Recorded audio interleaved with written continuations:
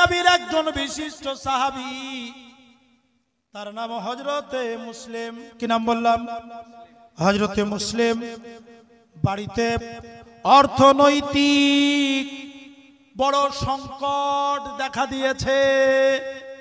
হযরতে মুসলিম রাদিয়াল্লাহু তাআলা আনহুর বাড়িতে 3 দিন বাড়িতে উনুন জ্বলে নাই। ছোট ছোট বাচ্চারা ক্ষুধার্ত, পানি ছাড়া কিচ্ছু খেতে পায় না। কি ছাড়া খেতে পায় না? পানি। বাচ্চারা মার কাপড়ের আঁচল ধরে বলে, মা খেতে দাও, খেতে দাও। মা বাচ্চাদেরকে সান্ত্বনা দেওয়ার জন্য হাড়ির ভিতর পানি ভরে কঙ্কর দিয়ে জাল দেয়। বাবা একটু থাম, খাবার হলে খেতে দেব। বাচ্চারা কাঁদতে কাঁদতে যখন ঘুমিয়ে যায়, মা ওই হাঁড়িটাকে নিচে নামিয়ে নিজের কাপড়, আদর, স্নেহ, মায়া, মমতা মাখানো কাপড়ের আঁচল দিয়ে বাচ্চাদেরকে ঢেকে বাচ্চার সঙ্গে মাও ঘুমিয়ে যায়। আবার বাচ্চারা যখন ঘুম থেকে জাগে, মা খেতে দাও, আবার ওই হাঁড়িটা উনুনে চাপাই। আল্লাহর নবীর সাহাবীকে ডেকে বলে, বিবি, ওগো নবীর সাহাবী, আজ বাচ্চারা কয়েকদিন ক্ষুধার্ত, আমার আর সহ হয় না, আমার আর সহ্য নাই না। আমি বাচ্চাদেরকে শুধু এক প্রকারের প্রতারণা, ধোঁকা দিই। আমার হাঁড়িতে কিছু নাই, কিন্তু আমি বাচ্চাকে ডেকে বলি, বাবা খাবার হলেই খেতে দেব, খাবার হলেই খেতে দেব। বলেন এটা এক ধরনের সান্ত্বনা, কিন্তু মিথ্যা সান্ত্বনা কিনা? ডেকে বলে, আমাদের বাড়িতে একটা উটনি আছে, উটনিটাকে নাও আর হাটে নিয়ে গিয়ে বিক্রি করো, আর ওই টাকা দ্বারা কিছু তৈরি করা খাবার বাজার থেকে কিনে নিয়ে আসবে, আর কিছু খাবার বাড়িতে পরে তৈরি করে খাবো, আর কিছু টাকা দিয়ে কিছু ব্যবসা বাণিজ্য করবে। যাও। আল্লাহর নবীর সাহাবী ডেকে বলে, বিবি রে, আমাদের বাড়িতে একটাই সম্পদ, সেটা হলো উটনি, আর এটাও যদি বিক্রি করে দিই আমরা তো নিঃস্ব হয়ে যাব। বিবি ডেকে বলে, ওগো আমার সাহাবী, ওগো আমার স্বামী, আল্লাহর নবীর সাহাবী, আপনার উটনিটা সম্পদ, কিন্তু তার চাইতে বড় সম্পদ আমার সন্তানগুলা। এরা তো না খাওয়া। স্বামী আল্লাহর নবীর সাহাবী হযরতে মুসলিম রাদিয়াল্লাহু তাআলা আনহু উটের রশি ধরে হাটে বিক্রি করতে চলে যায়। এক ইহুদি উট কেনার জন্য ডেকে বলে, ভাই দেখি তোমার উট কেমন, আমি যদি মোবাইলটা আপনার কাছে বিক্রি করি, মোবাইলের ডিসপ্লে কেমন, ব্যাটারি ফাংশন কেমন, দেখবে না দেখবে না ভাই? এক ইহুদি উট কেনার জন্য ওই উটের রশিটাকে নিয়ে একটু দূরে যাবার পরে দুইজন মুনাফিককে ডেকে বলে, আর আল্লাহর কোরআন বলে, ইন্নাল মুনাফিকিনা ফিদ-দারকিল আসফালি মিনান নার ওয়ালান তাজিদা লাহুম নাসীরা। নিশ্চয়ই যারা মুনাফিক তাদের জাহান্নামের সর্বনিম্ন স্থানে হবে স্থান, ওয়ালান তাজিদা লাহুম নাসীরা, সেই দিন কার কোন রকমের সাহায্য সে পাবে না।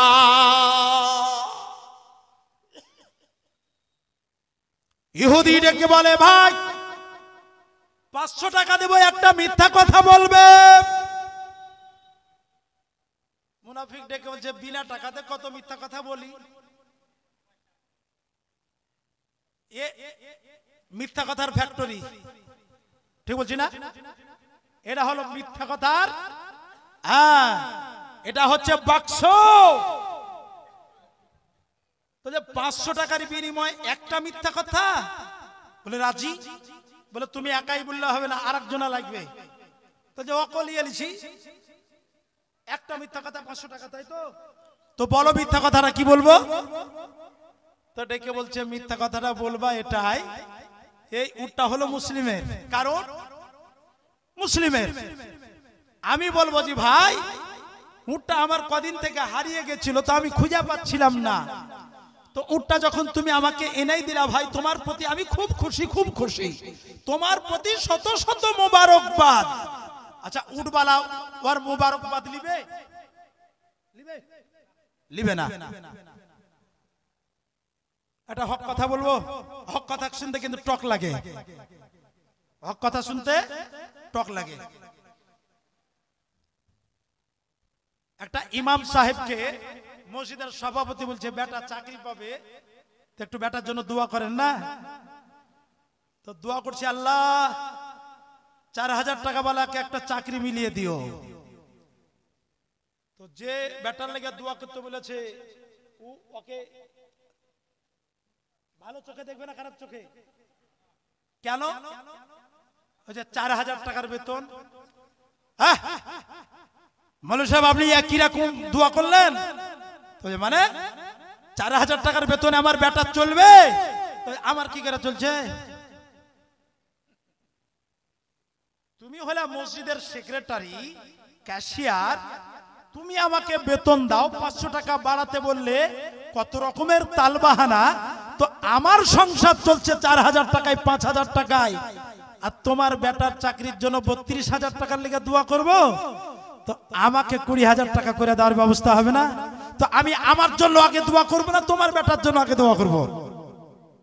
কথা বুঝতে পারলেন তো? তো আমি যখন বলবো ওটা আমার হারিয়ে গিয়েছিল, তো ভাই তুমি আমাকে যখন এনে দিলে খুব আমি খুশি, তো উটবালা মানবে? উটবালা তখন উটের রশ্মি নিয়ে কাড়াকাড়ি করবে, ওখানে একটা ক্যাবার সৃষ্টি হবে, হাটের মালিক আসবে, হাটের মালিক আসার পরে এবার জিজ্ঞেস করবে উট কার? ফট করে তোমরা দুইজন বলে দিবা ইহুদির বাড়ির পাশে আমাদের বাড়ি, আমাদের জানা মতে এই উট হলো ইহুদির, গত কয়েকদিন থেকে পাওয়া যাচ্ছে না, বাস এতটুকুই বলবা। আমার নবী বলেছেন মিথ্যা সাক্ষী দিও না, মানুষ কতল করার চাইতে বেশি পাপ। সকলে বলুন নাউজুবিল্লাহ। বলে কেন? একটা মিথ্যা সাক্ষীতে একজন বেগুনার ফাঁসিও হতে পারে, কতলও হতে পারে, যাবজ্জীবন জেলও হতে পারে। ঠিক না? ঠিক ব্রাদার, চলো হাসতে হাসতে যান ভাই মুসলিম। সত্যি ভাই তোমার প্রতি শত শত মুবারকবাদ। কদিন থেকে উটটা খুঁজে পাওয়া যাচ্ছিল না, হ্যাঁ তুমি উটটা যখন আমাকে এনে দিন আমি খুব খুশি। আল্লাহ নবী সাহাবী মুসলিমদের বলছে দেখো তো ভালা, আমার বাড়িতে আজ 3 দিন খাবার রান্না হয়নি, বাচ্চারা শুধু মার কাছে খাবো খাবো করে কান্না করছে, আর ওই বাচ্চাদের জন্য খাবার নেবার জন্য আমি উট বিক্রি করতে এসেছি, আর ই আবার হাটে কুহিরা শুরু করে দিয়েছে, বলে উট নাকি ওর হারিয়ে গেছে আর ওকে কুড়িয়ে নিয়ে। বুঝতে পারছেন তো? আজ আল্লাহ নবী সাহাবী ডেকে বলে এই ইহুদি উট আমার, আর ইহুদি বলে উট আমার। ইহুদিতে আর নবীর সাহাবীতে টানাটানি ঝামেলা শুরু হয়ে গেল। আর এমন সময় হাট মালিক এসে জিজ্ঞেস করে উট কার? ডেকে বলে আমার। আমার নবীর সাহাবী বলেন কার? আমার নবীর সাহাবীও বলেন আমার, আর ইহুদিও বলে আমার। হাটের মালিক ডেকে বলে তোমার উট সাক্ষী কি আছে? আমার নবীর সাহাবী ডেকে বলে আমি আমার উট বিক্রি করতে এসেছি, আমি সাক্ষী বেঁধে আসি নাই। এমনটি হয় আপনি একটা ছাগল বিক্রি করতে হাটে যদি যান, পাড়া থেকে সাক্ষী বেঁধে নিয়ে যান না। সামনে কেরাম ব্রাদারুল ইসলাম মুআজ্জাজের সামনে মুহতারাম আমার নবীর সাহাবীকে ডেকে বলে তোমার সাক্ষী। আমার নবীর সাহাবী বলে আমার সাক্ষী নাই। ইহুদিকে ডেকে বলে তোমার সাক্ষী। সঙ্গে সঙ্গে মুনাফিক দুইজন দাঁড়িয়ে বলল আমরা জানি উটটা হলো ইহুদির। বলেন উটটা কার হবে? সাহাবীর হবে না ইহুদির হবে?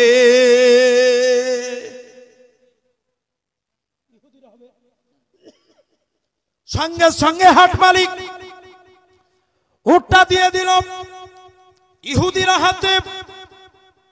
এবার এই মুনাফিক দুইজন বলে ভাই আমার যতদূর শর্ত ছিল 500 টাকা দাও। বলছে তুমি ছোট আদালতে বলেছো, এর চাইতে বড় আদালতে বলতে হবে। ওই জায়গায় তুমি যদি বলে দিতে পারো তবেই তোমার টাকাটা পেমেন্ট হবে। বলে ওই আদালতটা কোথায়? বলে ওই আদালতটা হলো মসজিদে নববী। ওই রিসালাতের দরবারে আমার মুস্তাফার দরবারে ওই নবীর কাছে বিচার নিয়ে যাব।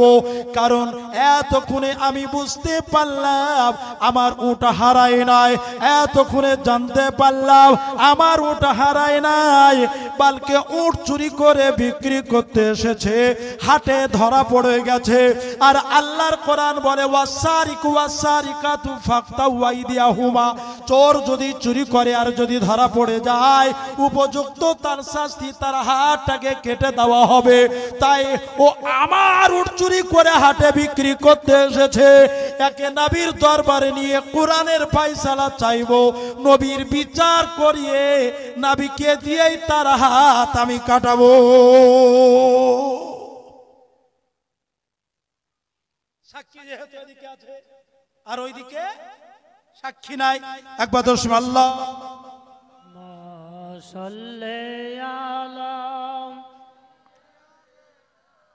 মাওলানা মুহাম্মদ ওয়ালা আলে সাইয়্যিদিনা। প্যারে মুসলমান, আমার নবীর সাহাবী হযরত মুসলিম বলতে চলো মুস্তাফার দরবারে। কারণ সারে কুল কায়নাতের মধ্যে মুস্তাফার দরবারে যদি বিচার ঠিক না হয় পৃথিবীর আর কোথাও বিচার ঠিক হবে না। কথা ঠিক কি না কোন?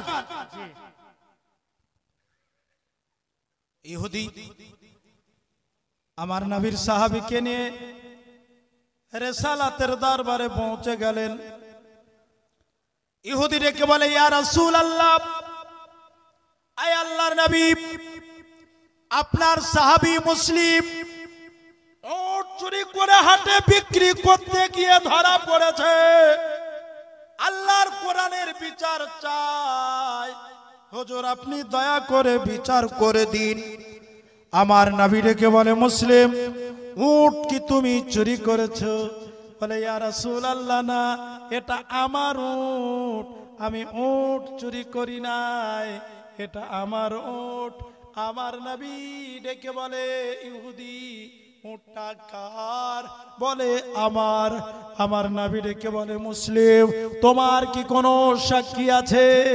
বলে ইয়া রাসূলুল্লাহ না, আমি সাক্ষী বেঁধে উট বিক্রি করতে আসি নাই। বলে ইহুদি তোমার সাক্ষী আছে? বলে হ্যাঁ। বলে দাঁড় করাও। এই মুনাফিক দুইজন ডেকে বলে ইয়া রাসূলুল্লাহ, আমার জ্ঞান মতে আমরা জানি উটটা হলো ইহুদের। নবীর কাছে মিথ্যা কথা ধরা পড়বে না? পড়বে না? আমার নবী ডেকে বলে উমর লাব্বাইকা ইয়া রাসূলুল্লাহ, আমার সাহাবী মুসলিমের হাত একটা কাষ্ঠের উপর রাখো আর তরবারি দিয়ে কেটে দ্বিখণ্ডিত করে দাও। আল্লাহর নবীর সাহাবী হযরতে মুসলিম কানতে কানতে যেই জায়গায় হাত কাটা পড়বে ওই জায়গায় নিয়ে হাতটা রেখেছে। আর হযরত ওমর যেমন তরবারির কোপ মারতে যাবে, ওমর ডেকে বলে, হযরতে ওমর রাদিয়াল্লাহু তাআলা আনহু ডেকে বলে, ও ভাই মুসলিম, তোমার হাত কাটা পড়বে তাই বুঝি তুমি কান্না করো? আল্লাহর নবীর সাহাবী ডেকে বলেন, না, আমার হাত কাটা পড়বে এর জন্য কাঁদি নাই। আমার নবী ফয়সালা দিয়ে দিয়েছেন, আমার মুস্তাফা ফয়সালা দিয়ে দিয়েছেন, আমার হাত কাটা পড়বে। আল্লাহর কসম করে বলি, আমার নবী যদি বলতেন আমার কলেজাতে ছোরা চালিয়ে দিতে হবে, আমি হাসতে হাসতে হাসতে আমার মুস্তাফার বিচারটা আমি কবুল করে নিতাম। হযরত ওমর ডেকে বলে, কেন তবে কাঁদো? কান্নার কারণটা কি? মুসলিম ডেকে বলে, ভাই ও ওমর, আমার কাঁদার অন্য একটা কারণ আছে। বলে, কি কারণ? বলে, আমার এ উট তো আমার বাড়িতে 3 দিন খাবার রান্না হয় নাই। ছোট ছোট বাচ্চারা ক্ষুধার্ত, তাদের খিদা নিবারণ করার জন্য, তাদেরকে খাবার খাওয়ানোর জন্য আমি আমার বিবির পরামর্শ আমি গিয়েছিলাম হাটে উট বিক্রি করতে। আমার উট গেল আর আমার হাতও যাচ্ছে। আমি উটের চোর সাব্যস্ত হলাম। আর আমি যখন বাড়ি যাব, কাটা হাতখানাকে নিয়ে চাদর উড়িয়ে চাদরের মধ্যে ঢেকে যখন বাড়ি নিয়ে যাব, আমার কচি কচি বাচ্চারা 3 দিনের ক্ষুধার্ত আমার রাস্তার দিকে চেয়ে আছে। আব্বা আসবে, খাবার নিয়ে আসবে। আমার বিবি বলছে, তোমার আব্বা এলেই খাবার নিয়ে আসবে। ও ভাই ওমর, আমি যখন খাবার নিয়ে যাব না, আমার কাটা হাতটা যখন চাদরের লুকানো থাকবে, আমার বাচ্চারা আব্বা আব্বা করে চিৎকার করে ছুটে আসবে, আমার কাছে চাইবে খাবার, আর আমি খাবার দিতে পারবো না। ও ভাই ওমর, আর ওই সময় আমার কাছ থেকে খাবার নেওয়ার জন্য যেমন ওই চাদরের মধ্যে হাত ভরবে, খাবারের পরিবর্তে আমার কাটা হাতখানা যখন বাচ্চারা উপহার পাবে, আয় ভাই ওমর, ওই সময় আমার বাচ্চাদেরকে কি জবাব দেব? ওই কথা ভেবেই আমি কান্না করি।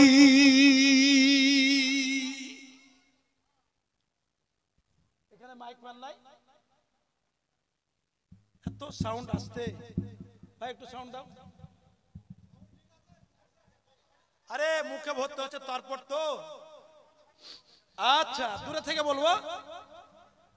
ভাইরা আমার, বন্ধুরা আমার, জেনে রেখে দেন, হযরত উমরে ফারুক সমস্ত কিছু শোনার পরে, জানার পরে, আমার নবীর সাহাবী মুসলিমের সঙ্গে ইনিও কান্দে শুরু করলে।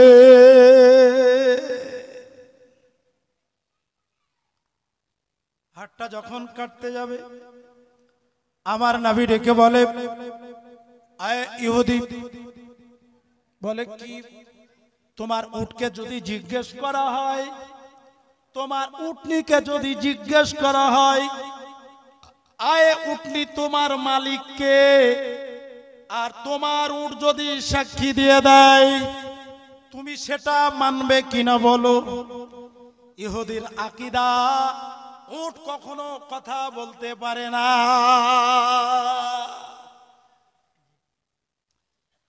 নবীর সাহাবীর উট নিলাম, নবীকে দিয়ে বিচার করালাম, নবীকে দিয়ে আবার হাত কাটাচ্ছি, আবার এই নবী আবার বলছে উঠে কথা বলবে। সবই তো ভুল পথে চলছে। নবী বলে, নাউজুবিল্লাহ। মানে এর আকীদা, কার আকীদা? ইহুদির আকীদা।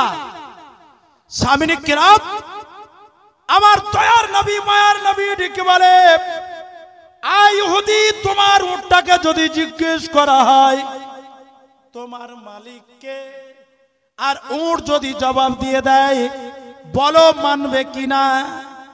বলে, আলবাত মানবো। আমার মুস্তাফা ডেকে বলেন, আমার নবী ডেকে বলেন, আয় উমর, একটু দাঁড়াও, একটু পরে হাতটা কাটিও। উটটাকে সম্মুখে আনা হলো। উটকে জিজ্ঞেস করা হচ্ছে, আয় উট তোমার মালিক কে? উট জবাব দেয়, আনা মালিকুম হযরতে মুসলিম, আমার মালিক হলো হযরতে মুসলিম রাদিয়াল্লাহু তাআলা আনহু। একবার জোরে সরে বলুন সুবহানাল্লাহ, আরো জোরে বলুন সুবহানাল্লাহ। সুবহানাল্লাহ। ইহুদি কারেন্টের শট লাগালে মানুষ যেমন চমকে ওঠে, ইহুদি চমকাবে না, চমকাবে না। ইহুদি চমকে গেছে। আমার নবী বলেন, ফের দোহরাও, তোমার মালিক কে? ডেকে বলে, আমার মালিক হলো মুসলিম। বলে, আবার বলো, তোমার মালিক কে? বলে, আমার মালিক হলো হযরতে মুসলিম। যেমনই 3 মর্তবা এই কথা বলা, আমার নবী ডেকে বলে, আয়ে উমার, মুসলিমকে ছেড়ে দাও, হাকিকাতান চোর হলো ইহুদি।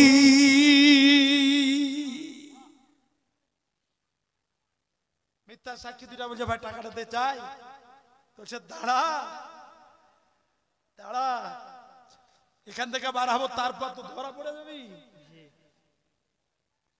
আমার নবী ডেকে বলে, এরা দুইটা বলছে যে টাকা পায় আর না পায়, হাত তো বাঁচুক।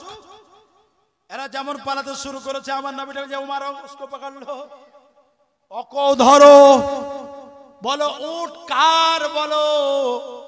সঙ্গে সঙ্গে শিকার হয়ে গেল। উট তো সাক্ষী দিল। আর এই মুনাফিক দুইজনাও বদলে গেল। বলে, ইয়া রাসূলুল্লাহ, আমরা 500 টাকার বিনিময়ে নিজকে বিক্রি করে দিয়েছিলাম।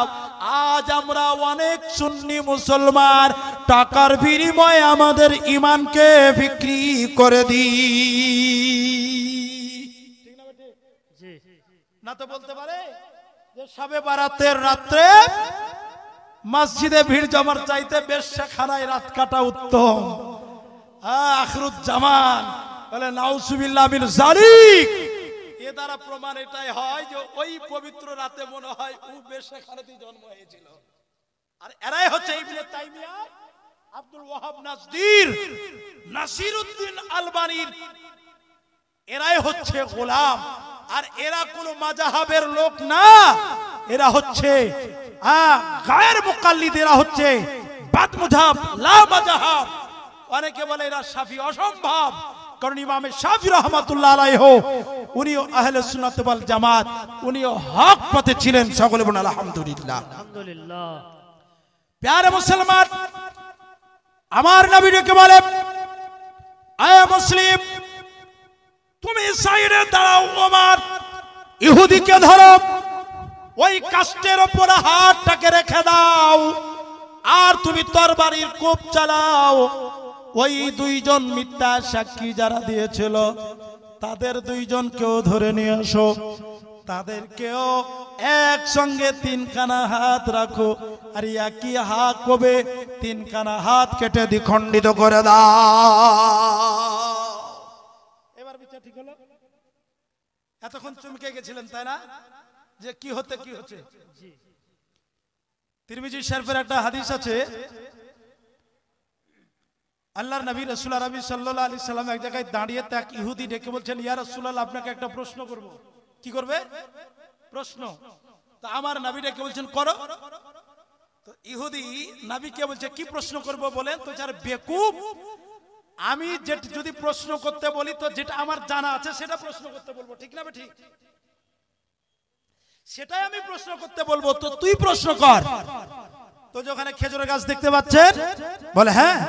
বলে, খেজুর গাছকে বলেন এখানে আসুক, আপনি যে আল্লাহর নবী তার সাক্ষী দিয়ে দেন।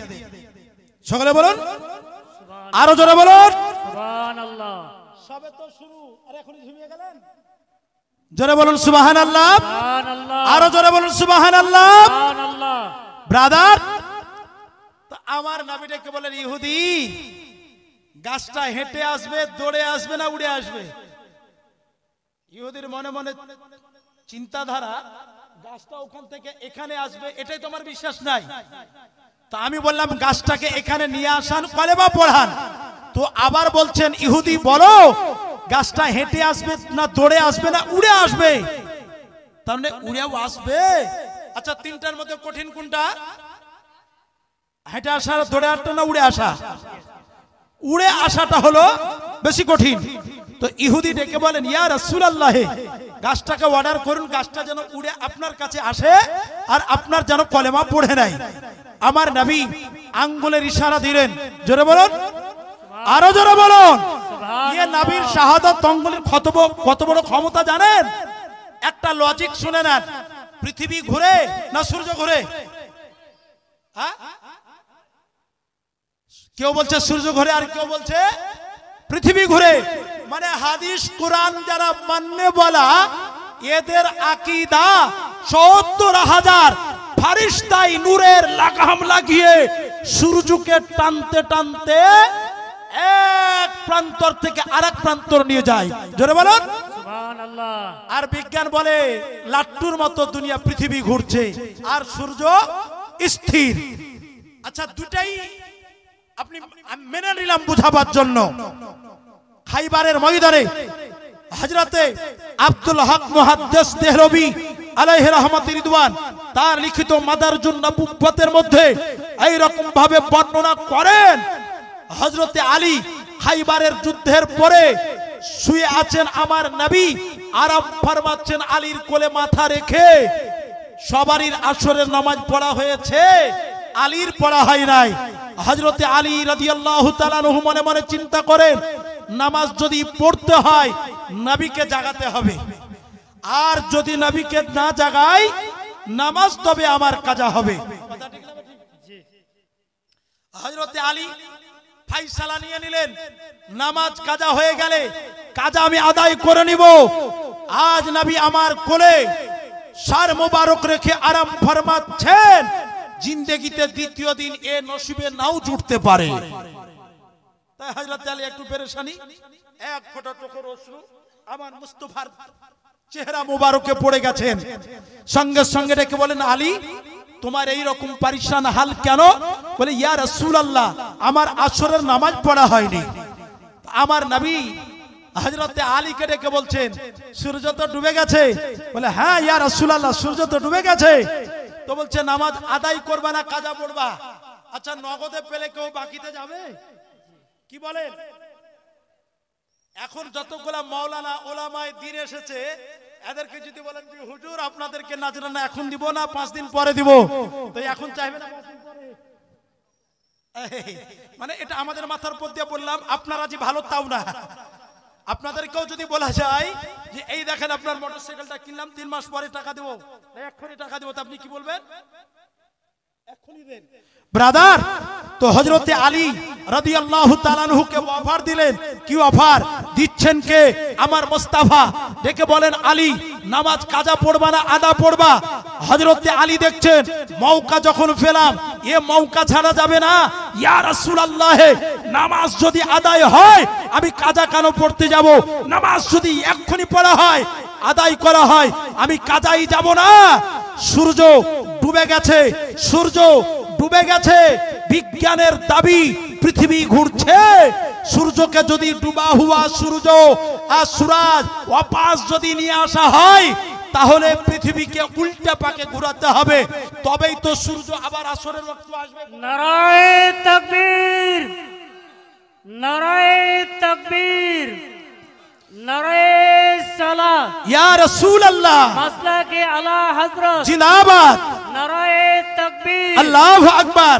সামিনে কেরাম, বিজ্ঞানের মতটা যদি আপনি আমল করেন, তাহলে যে ডুবা সূর্য আবার আসরের সময় ফিরে যদি আসে, তাহলে জেনে নিতে হবে গোটা পৃথিবীকে উল্টা পাকে ঘোরাতে হবে, তবেই তো সূর্যটা ওয়াপস আসবে।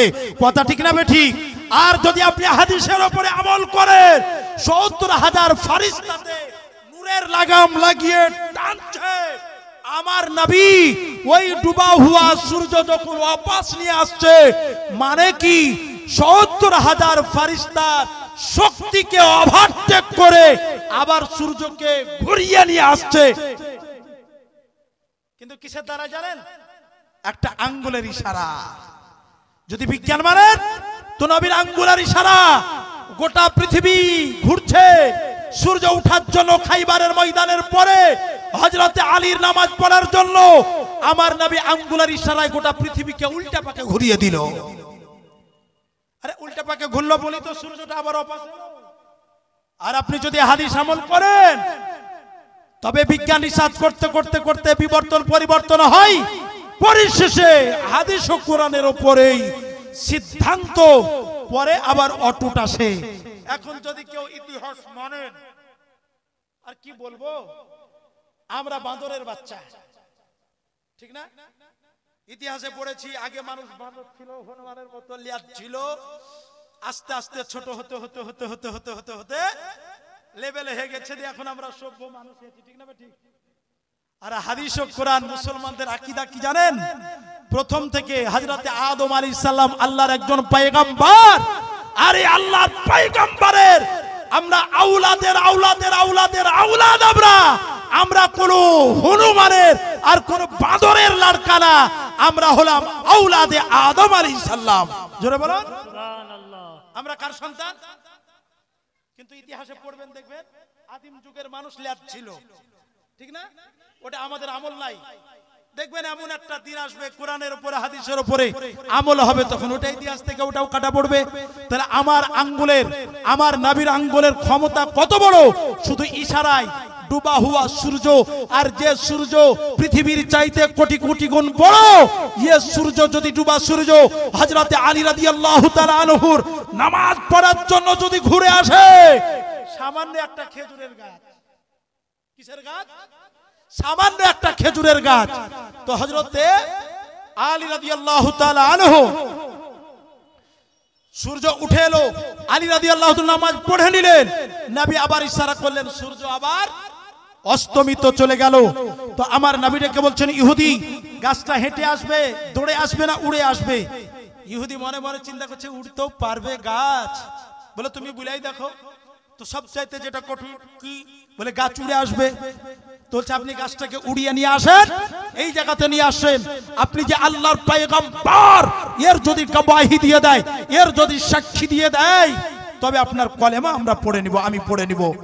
আমার নবী আঙ্গুলের ইশারা দিলেন, আর যেমন আঙ্গুলের ইশারা দেওয়া, সঙ্গে সঙ্গে গাছ হিলতে হিলতে হিলতে গাছ নিজের শিকড় জমিন থেকে উপরে উঠে সোজা উঠে গেলেন। গাছের সমস্ত ডাল শাখা প্রশাখা গুলা দুই দিকে ভাগ হয়ে গেল, আর বাজ পাখির মতো এইরকম ভাবে উড়তে উড়তে উড়তে এসে আমার মুস্তাফার সম্মুখে ও গাছ নেমে দাঁড়িয়ে গেল। বলুন সুবহানাল্লাহ। আমার নবীটাকে বলেন, এই খেজুরের গাছ আমি কে? পড়ে নিলেন কালেমা। ইহুদিকে ডেকে বলছেন, ইহুদি দেখলে? ইহুদি আবার পরে ডেকে বলছেন, ইয়া রাসূলুল্লাহ, যে জায়গার গাছ সেই জায়গায় আবার পৌঁছা দেন। তা আমার নবীটাকে বলছেন, এটা আবার কোনো প্রশ্ন হলো? আমার কথাই যদি আসে তো আমার কথাতে যেতেও পারে। এর সভার একটা সভাপতি সাহেব আছে, তো সভাপতি সাহেব বক্তাকে যদি বলে যে আপনি 2 ঘন্টা ওয়াজ করবেন, তা আমি 2 ঘন্টায় করব। সভাপতি যদি বলে যে হুজুর আর 8 ঘন্টা বেশি বলেন, আমাকে বলতে হবে না? হবে না?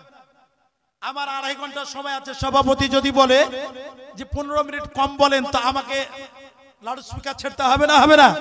তো যে সভাপতির কথায় বক্তা উঠে, ওই সভাপতির কথায় আবার বক্তা কি হয়? নামতেও হয়। তো যে মুস্তাফার কথায় ও গাছ গেছে, ও নবীর কথাতে আবার গাছ অপাশ যাবে। আমার নবী রেখে বলছেন, এই খেজুরের গাছ তুমি চলে যাও। যেমন চলে গেল, সঙ্গে সঙ্গে আমার নবী রেখে বলেন, ইহুদি তুমি পড়ে নাও কালেমা। তওবা করে পড়ে নিলেন, লা ইলাহা ইল্লাল্লাহু মুহাম্মাদুর রাসূলুল্লাহ সাল্লাল্লাহু আলাইহি সাল্লাম।